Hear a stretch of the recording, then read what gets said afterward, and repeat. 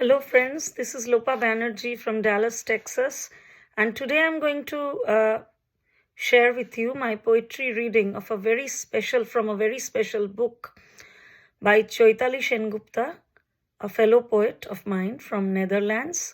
Me and Chaitali Di have a very close and a very deep bond because we both are into poetry, translation and prose.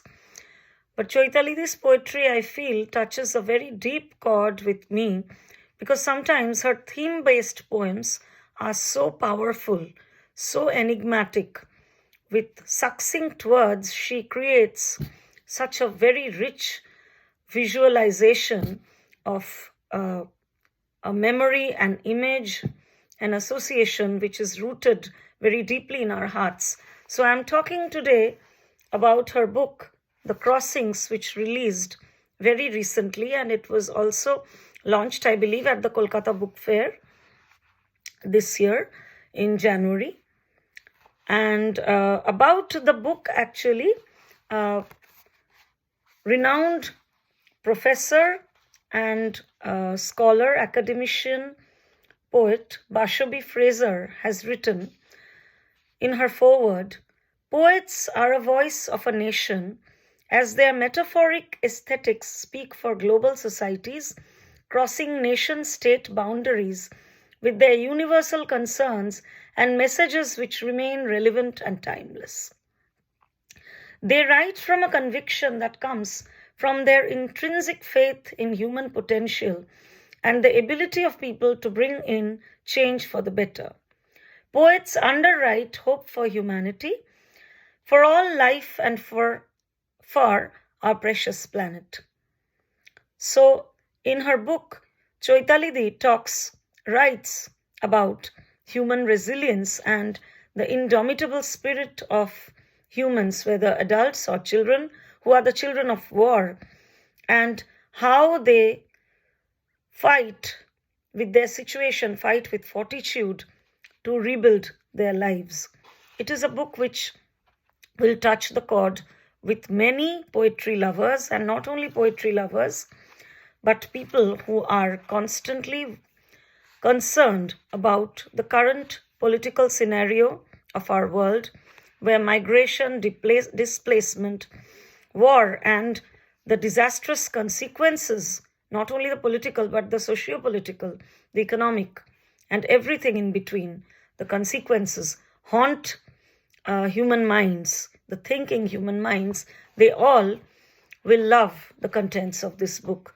So I will take the liberty to read out two poems which are very close to my heart. All the poems are excellently woven, but these two poems are very special because they are embedded in my heart for the vivid and the unforgettable portrayal of human reality in them.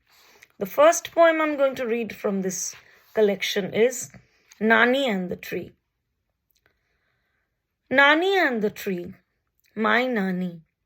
All she remembers from the war is a tree standing on a small patch between life and death. It rearranges its colors when the seasons change mirrors and keep the memoirs of all the disheveled birds waiting nests. Adding up all the losses, a silent testimony, Nani, when she sleeps in a green kaftan, mute and wrinkled, reminds me of the tree.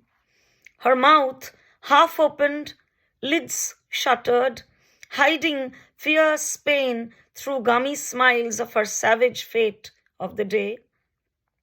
When 30 souls were tossed to their graves by indifferent hands, Nani, my granny, wore their blood-filled red clothes. Like a swallow, she fled far away from home. This is how war stepped into her life, turning her to an old seismograph. The great plates of her life, hugging the aftershocks, brimmed over, spilling tremors like her seedling sorrows beyond the fault lines of her life the tree burgeoned, growing roots on the new soil, a support for her wooden limbs. She is now a decayed woodwork, a weather-beaten fence, or wasted sack of rice grains to be picked up by locusts, and the tree a relic of her past. In the dusty twilight, the tree speaks nothing, and the greedy warlords of broken morals in her war-torn land mutter regularly to the journalists, "What crime are you talking about? That woman never existed."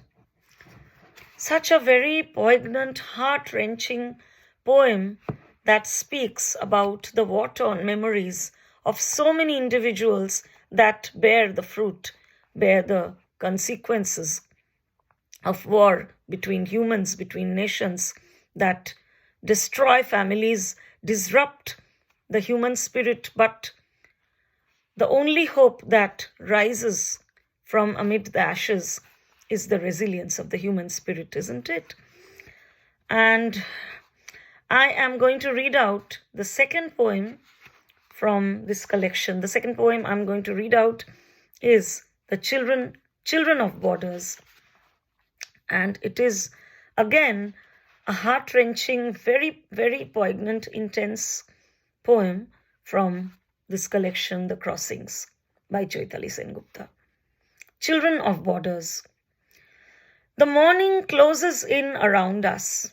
I and Leela, the lost girls from the Blue Nile, the girls who forgot their ways. To get lost is to learn the way, says an African proverb. There was no way left when the fires burnt our huts, devoured our families. Thousands of people from our village gunned down. We are left with a restless pit in our stomachs, like an engine growling, but we are not hungry anymore. Sometimes we sleep in the camp. In my dream, I fetch the couscous and caress the bluebells. In our yard, run, run, Yana and Leela. Baba's last words vessel within me, rattle like mice with sharp paws. We run, escape from the cracked past, run our backs to the place that was home. Run, run, Yana and Leela. Running, you see, gets easier once you run, for that is all there is. We don't run now. There is no need. Our legs are bandaged.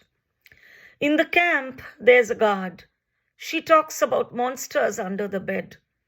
Sometimes it comes to claim you, she says, her tone grim. Leela is afraid of monsters. So are Kareem, Bena, Po, and Misha. I decide to tell them the truth. Monsters are better. Monsters are better. If they only stayed under the bed, I think they are better. Besides, no one will come to claim us. Not even the monsters. We are the children of the borders, the orphans of war. We are like time that goes but never comes back.